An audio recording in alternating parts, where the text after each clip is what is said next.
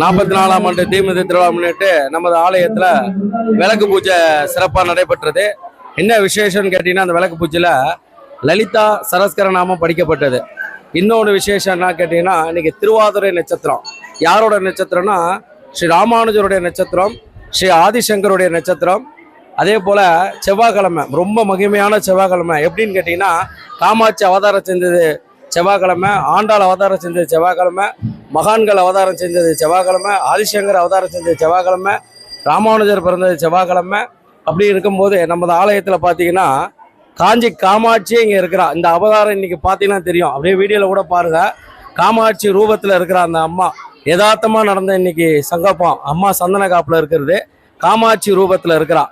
அவளுடைய நாமந்தான் லலிதா சரஸ்கர நாமம். இது காஞ்சி மகாபெரிவர் தொடங்கி வச்சு, நீக்கி காமாட்சி கோயிலுக்கு போனீங்கன்னா சரஸ்கர நாமத்தை ஒழிக்காமல் இருக்க மாட்டாங்க. லலிதா சரஸ்கர நாமத்தை எங்கே ஒழிக்குதோ அங்கே அவ சாட்சாத் காமாட்சி வந்து நிற்பா. அது எல்லாருக்கும் எப்போ புரியும்னா, இந்த பூஜையில் கலந்துட்டு போகிறவங்களுக்கு அடுத்த வருஷம் இதை புரிய வைப்பா.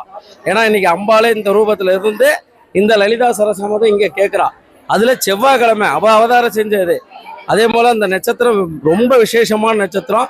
எல்லாருக்கும் ரொம்ப நன்றி சொல்லிக்கிறேன். இந்த நேரத்தில் ரொம்ப சேமமாக இருப்பேன், நல்லா இருப்பேன். வாழ்த்துக்கள், நன்றி. எல்லாம் வந்த பெண்களுக்கு ரொம்ப நன்றி.